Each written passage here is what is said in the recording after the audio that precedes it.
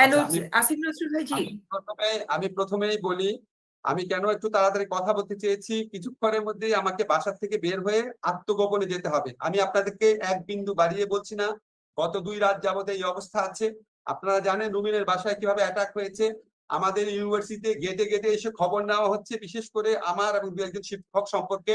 আমরা কখন বের হই, কখন আসি, আমাদের এখানে কেউ আসে নাকি। এবং আমাদের বিভিন্ন শুভানুধ্যায়ীরা বিভিন্ন ভাবে ওয়ার্ন করছে যে কোনো সময় অ্যাটাক যে কোনো সময় হতে পারে। আমরা তো এই সিআরের কথা বললাম, আমাদের চেয়ে অনেক অনেক অনেক অনেক বেশি বিপদে আছে আমাদের সমন্বয়করা, আমাদের ছাত্ররা, আমাদের তরুণরা। আজকে তারা রাস্তায় যেভাবে জীবন দিচ্ছে, আপনারা যারা বাইরে আছেন আপনারা কল্পনা করতে পারেন না। আমি মুক্তিযুদ্ধ দেখিনি, আমার বয়স তখন 6 ছিল। আমার মনে হয় এর চেয়ে মহত্তম স্যাক্রিফাইস কি হতে পারে। যে কোনো সময় তারা মারা যেতে পারে, যে কোনো সময় গুলি খেতে পারে ইয়াং ইয়াং ছেলেদের। আজকে একটা দিনে 100 জনের মতো মানুষ মেরে ফেলেছে। আপনারা হিসাবে করেন যে 250-300 মারা গেছে। আমরা বিশ্বাস করি না, আমরা এই গভর্নমেন্টের কোনো কথা বিশ্বাস করি না। এই গভর্নমেন্ট যে আবু সাইদের খুনি নাকি আন্দোলনকারীরা বলতে পারে, এখানে যদি হাজারো খুন হয়ে থাকে আমি একটু অবাক হব না। এবং আজকে যে সিচুয়েশন চলছে, এই যে আপনার 3 দিনের সরকারি ছুটি দিয়েছে, অনির্দিষ্টকালের জন্য কারফিউ দিয়েছে, এটার উদ্দেশ্য অত্যন্ত খারাপ বলে আমরা মনে করি। রাত্রে রাত্রে ব্লক রেইড হবে, এখানে আরো অ্যাটাক হবে, আরো খুন হবে, আরো মার্ডার হবে। এবং আমরা বিশ্বাস করেন, আমরা বাংলাদেশে যারা আছি, বাংলাদেশে প্রত্যেকটা মানুষ যে যেভাবে পারে চেষ্টা করছে। আমাকে কত ভাবে বলা হয়েছে আমি যেন একটা সেকেন্ড বাসায় না থাকি, কিন্তু আমার বিবৃতি তৈরির কাজে, অনেক ধরনের কাজে আমার থাকতে হয়, রিস্ক নিয়ে থাকি। কলাপসেবল গেটের মধ্যে তালা দিয়ে আমার পরিবার ঘুমায়। এবং এটা মানে এটা একটা যুদ্ধ অবস্থার মধ্যে পৌঁছেছি। আমি বিশ্বাস করতে পারি না যে একটা সরকার একটা দেশের তরুণ সম্প্রদায়ের বিরুদ্ধে যুদ্ধ ঘোষণা করেছে, রীতিমতো যুদ্ধ ঘোষণা করেছে। এবং এখানে সবচেয়ে দুঃখজনক ব্যাপার, এখন একটু সেন্সেবল কথা বলি, আমরা অতীতে অনেক আন্দোলন দেখেছি। আন্দোলন এর চেয়ে অনেক কম উত্তপ্ত আন্দোলনের মধ্যে দিয়ে এরশাদের মতো স্বৈরাচারী শাসক ক্ষমতায় থেকেছে। কিন্তু এই গভর্নমেন্টের অ্যাটিটিউড দেখে মনে হয় তারা যদি প্রয়োজনে 1 লক্ষ খুন করতে হয় তাদের কোনো সমস্যা নাই, তাদের কোনো সমস্যা নাই। তাদের বিশেষ করে আমাদের সরকার প্রধানের অ্যাটিটিউড দেখে এটাই মনে হয়। এবং আমার মনে হয় এখানে অনেকগুলা গেম চেঞ্জার আছে। শুধুমাত্র আমাদের এই রাস্তাঘাটের আন্দোলন করে এটা হবে না। রাস্তাঘাটের আন্দোলন করে আপনারা বলেন শ্রীলঙ্কাটার সিচুয়েশন, শ্রীলঙ্কা 10টা লোক মারা গেছে, আমাদের এখানে হাজারের মতো লোক মারা গেছে। কত লোক মারা যাবে? আমাদের অন্যান্য গেম চেঞ্জার যে ফ্যাক্টর গুলো আছে সেগুলির দিকে দৃষ্টি রাখতে হবে। আমরা আমাদের তরুণদের আর কত মৃত্যু দেখবো, আর কত দেখবো? এখানে আপনারা যারা বাইরে আছেন আপনাদের কাছে অনুরোধ করি, আমি জানি এখানে জুলকারনাইন শাহের আছেন, এখানে আপনার রুমি ভাই আছেন, এখানে মনির হায়দার আছেন, শাহেদ আলম আছেন, ফাহাম আছেন, আপনারা অনেকে যে আছেন, আপনারা অনেকভাবে ভূমিকা রাখছেন। আমাদের দেশ থেকে আমাদের 2টা আর্ট আছে। একটা হচ্ছে দেখেন গেম চেঞ্জার কি, একটা গেম চেঞ্জার হচ্ছে সরকারের ভেতর থেকে কোনো বাহিনীর যদি বোধোদয় হয়, কোনো বাহিনীর বোধোদয় হয়। এরশাদ আমলে একটা বাহিনী বোধোদয় হয়েছিল, তারা বলেছে আমরা তোমার সাথে নাই, এটা একটা ফ্যাক্টর ছিল। আর এটা হচ্ছে ইন্টারন্যাশনাল প্রেশার। আমরা প্রচন্ড হতাশ এইরকম একটা সময়ে আমেরিকা এত বড় বড় কথা বলে এখন তাদের লেজিটিমেট যে সমস্ত প্রেশার দেওয়ার জায়গা ছিল সেটা তারা কি করছে।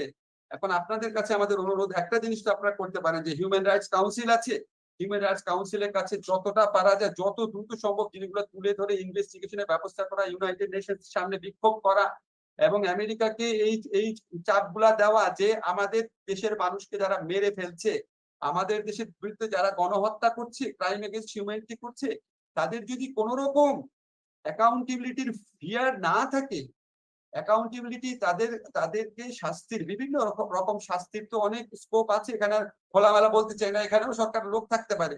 বাট আপনারা সবাই জানেন, আপনারা সবাই অত্যন্ত জ্ঞানী মানুষ, তাদেরকে তো প্রেশারাইজ করার, যে কোনো দেশের যে কোনো বাহিনীকে সরকারকে প্রেশারাইজ করার তো ইন্টারন্যাশনাল মেকানিজম গুলো আছে। এত বড় বড় গণহত্যার পরে সেই মেকানিজম কোথায়? সেই মেকানিজম কোথায়? আজকে আমরা জানি না আজকে কি হবে, কখন কি হবে। আজকে আমাদের বাসার মধ্যে জানেন, আমি আমি আপনাকে বুঝায় বলি, আমাদের বাসায় যে সমস্ত কাজ করে বা হেল্পিং হ্যান্ড যেসব মহিলারা আছে, তারা পর্যন্ত রাস্তায় চলে যেতে চাচ্ছে। কিন্তু আমার গভর্নমেন্টের মুড দেখে মনে হয় যে কত খুন করতে হবে করবে, কারণ তাদের তো অনেক বড় পাপের বোঝা। Starting from the BDR killing, অনেক বড় পাপের বোঝা তাদের কাছে ব্যাপারটা হয়ে গেছে। আমি ক্ষমতা ছাড়লেও মরবো, ক্ষমতায় থাকলে বরং দেখি না মরে কতক্ষণ থাকা যায়, যেভাবে হোক তারা থাকার চেষ্টা করবে। এখন অন্যান্য যে ফ্যাক্টর গুলো আছে, ইন্টারন্যাশনাল প্রেশার আছে, এই বিভিন্ন আপনার সরকারের যারা বিভিন্ন অঙ্গ আছে তাদের মধ্যে সেন্স যদি প্রিভেইল না করে, এগুলি আমাদের জন্য খুবই খুবই একটা দুঃখজনক ব্যাপার হয়ে দাঁড়াবে। আর আপনারা সবাই জানেন যে গভর্নমেন্টের একটা মূল মেশিনারিজ হচ্ছে ছাত্রলীগ, যুবলীগ, পুলিশ। ভাই বিনয়ের সাথে বলি, ভালো করে খেয়াল করে দেখেন, গভর্নমেন্টের একটা মূল বা বিরাট মেশিনারিজ হচ্ছে বিচার বিভাগ। বেশি কথা বলতে চাই না। কি যে অবস্থা এখানে, 15টা বছরে কি কি হয়েছে একটুখানি অ্যানালাইসিস করে দেখেন।